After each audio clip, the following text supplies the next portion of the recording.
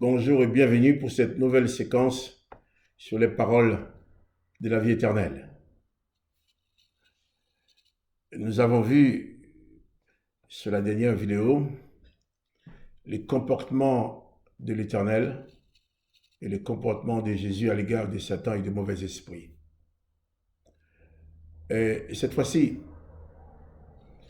nous allons essayer de tirer une leçon dans un texte qui nous rapporte une scène vécue par Jésus et quelques-uns de ses disciples.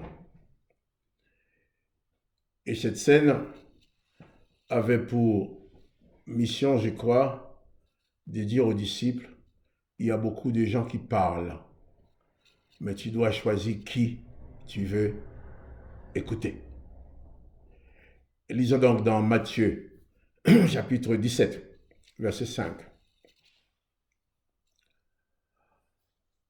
Comme il parlait encore, une nuée lumineuse les couvrit. Et voici une voix fit entendre de la nuée ces paroles.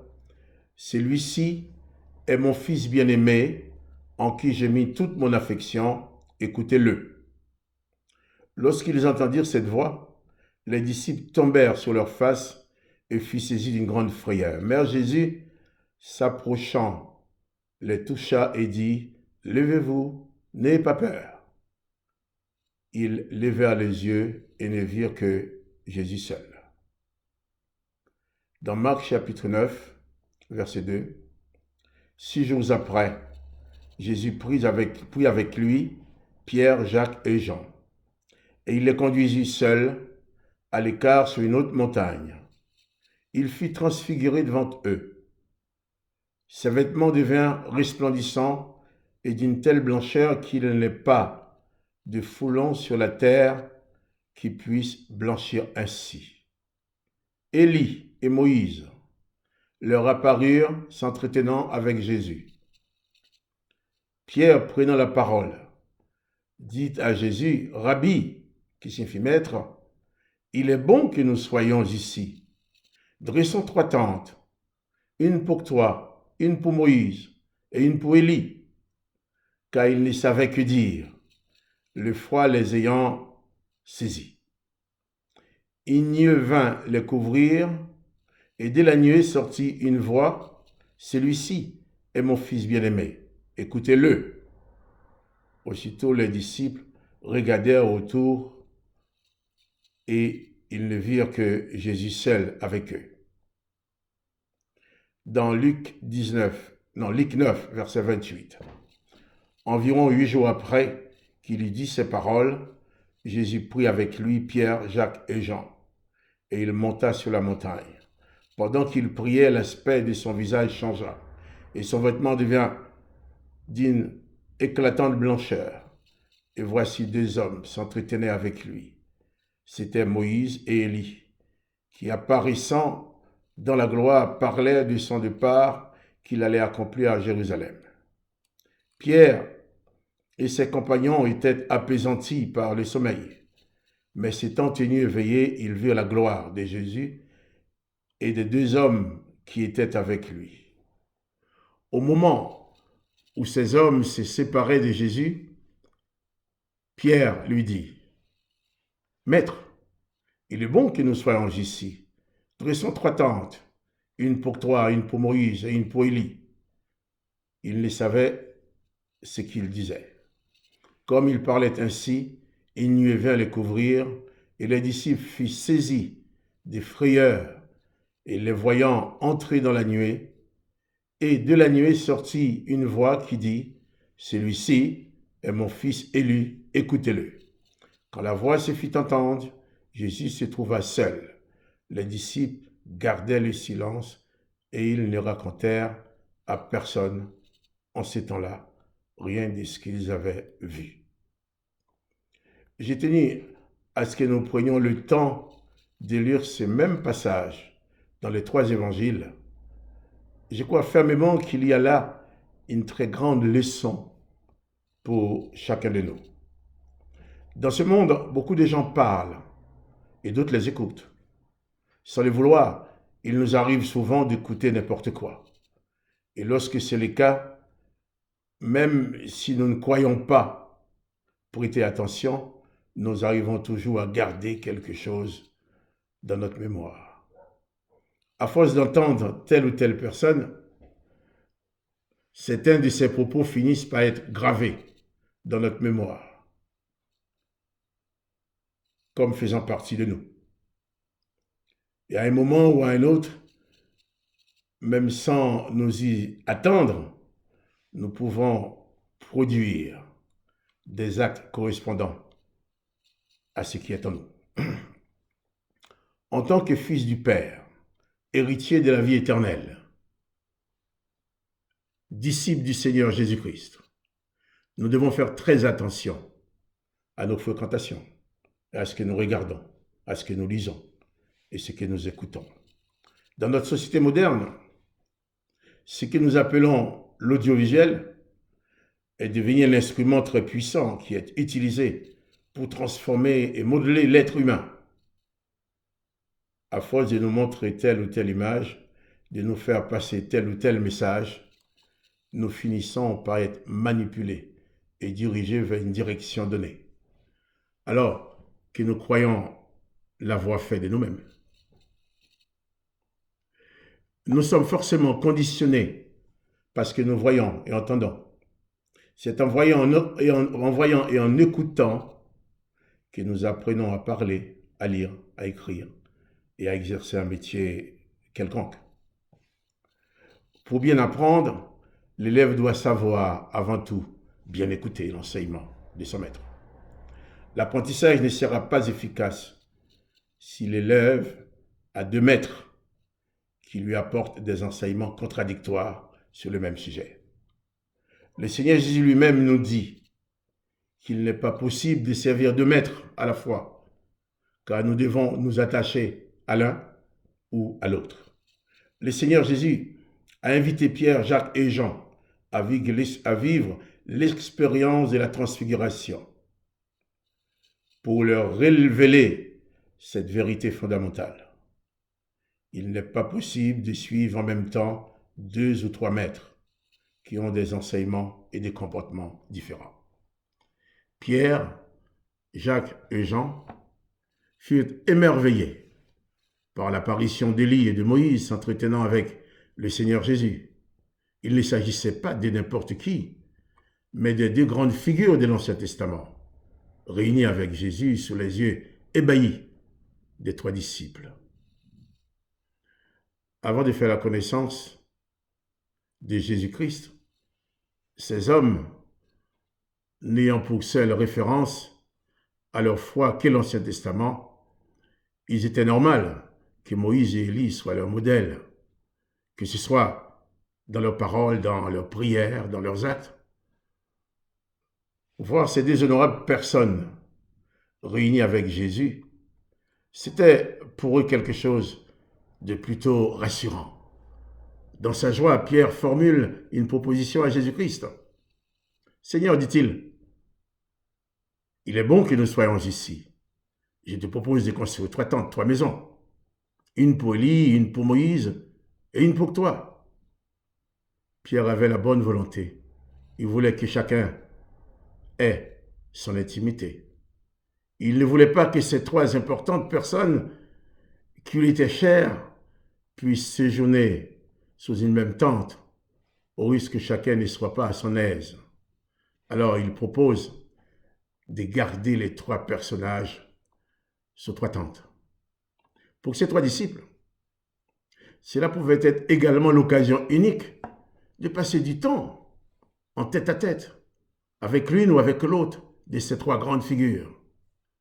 Ils auraient pu passer individuellement des moments très agréables à écouter Moïse, Élie et Jésus.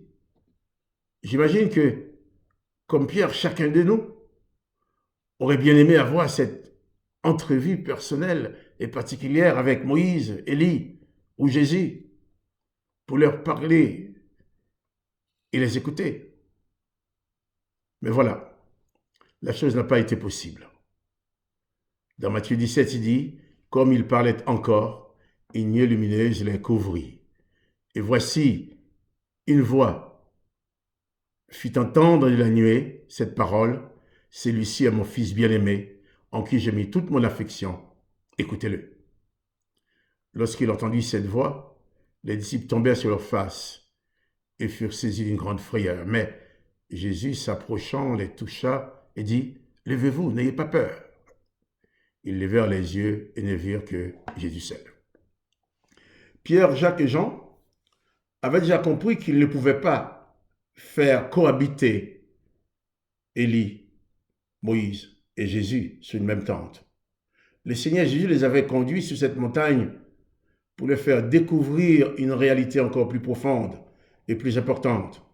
C'est qu'en tant que fils du Père, disciple de Jésus-Christ, il devait cesser d'écouter Moïse et Élie pour n'écouter que Jésus seul, lui qui est le Fils bien-aimé du Père, en qui le Père a mis toute son affection. Avant de connaître Jésus, comme tous les Juifs, ces hommes avaient Moïse et Élie comme modèle. Ils devaient les imiter dans leurs enseignements, dans leurs prières, dans leurs réactions et leurs actes. Étant devenus disciples de Jésus-Christ, ils devaient cesser de les écouter et de les imiter. Les enseignements et les actes de Moïse et Élie étaient contraires aux enseignements et aux actes de Jésus-Christ. Un seul disciple ne peut en aucun cas parvenir à obéir à Moïse, à Élie et à Jésus sans déformer le sens de l'enseignement et des actes de l'un ou de l'autre. Ainsi, la voix entendue par les trois disciples n'a pas dit « Ceux-ci sont mes fils bien-aimés, écoutez-les ». Ils ont clairement entendu « Celui-ci est mon fils bien-aimé, en qui j'ai mis toute mon affection, écoutez-le ». Et lorsqu'ils entendirent cette voix, les disciples tombèrent sur leurs faces et furent saisis d'une grande frayeur. Mais Jésus s'approcha, les toucha et dit, « Levez-vous, n'ayez pas peur. » Ils levèrent les yeux et ne virent que Jésus seul. Après avoir entendu la voix qui disait, « Celui-ci est mon Fils bien-aimé, en qui j'ai mis toute mon affection, écoutez-le. » Ils ont levé les yeux et ont vu, c'est lui-là seul, qui est le Fils unique et bien-aimé du Père. Ils ont certainement compris le message. Pierre avait raison de dire, dans Jean 6, 68, Simon-Pierre lui répondit, « Seigneur, à qui irions-nous? Tu as les paroles de la vie éternelle. » Il avait raison de dire ça, « À qui irions-nous? Tu as les paroles de la vie éternelle. » Moïse et Élie n'ont pas pu apporter aux hommes la grâce, la vérité, ni les paroles de la vie éternelle. Ce n'est pas de leur faute, car ils n'avaient pas reçu ces enseignements. Donc, ils ne pouvaient pas les transmettre. Il ne s'agit pas, comme certains veulent me le faire dire, de rejeter Moïse, Élie, ou même l'Ancien Testament. Il s'agit plutôt de vous dire que dans l'Ancien Testament, il n'existe pour nous aucun moyen de parvenir au salut et à la vie éternelle. Au contraire, il est dit, empêchons-les de vivre éternellement. Les enseignements et comportements de Moïse et d'Élie sont un mélange de bien et de mal qui ne peut pas nous conduire à la perfection ordonnée par le Seigneur Jésus dans Matthieu 5, 48. Ces panachages du bien et du mal ne peut pas nous conduire à l'objectif que le Père nous a fixé, c'est-à-dire la vie éternelle. Devenir disciple de Jésus-Christ, le Maître, ne nous laisse pas le choix entre le bien et le mal, mais il dit de renoncer à tout ce que nous étions avant et d'être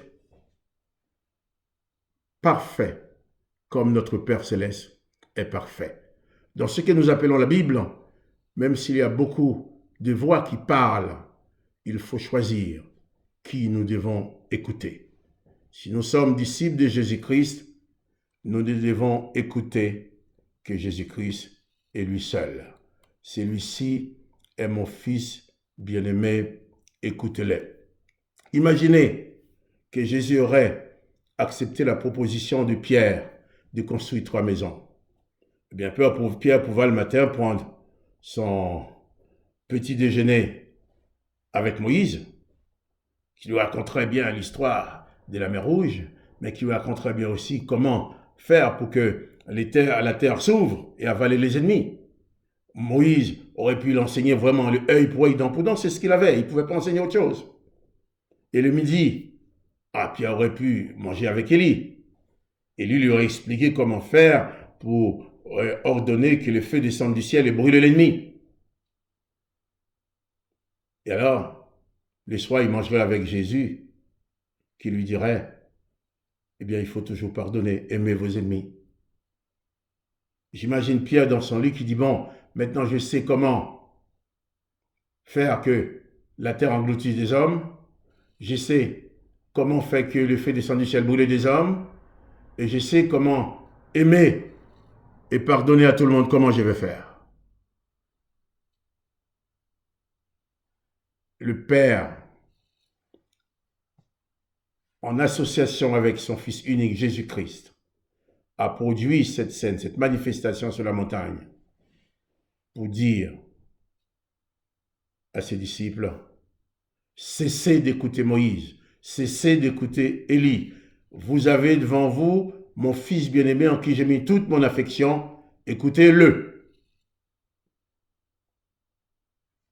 Et ça rejoint ce que Pierre avait dit lui-même, à qui irions-nous? Car tu as les paroles de la vie éternelle. Nous avons cru, nous avons connu que tu es le Saint de Dieu. À qui irions-nous? Tu as les paroles de la vie éternelle. Toi seul, Jésus, a les paroles de la vie éternelle. Écoutez-le, écoutez-le. Cessons d'écouter Moïse, cessons d'écouter Élie, cessons d'écouter même nos prédicateurs qui veulent nous amener à piocher dans le ministère de la mort. Écoutons Jésus, lui seul, qui a les paroles de la vie éternelle. Que la paix et la grâce du Christ soient sur vous. Et à bientôt pour une autre séquence sur les paroles de la vie éternelle.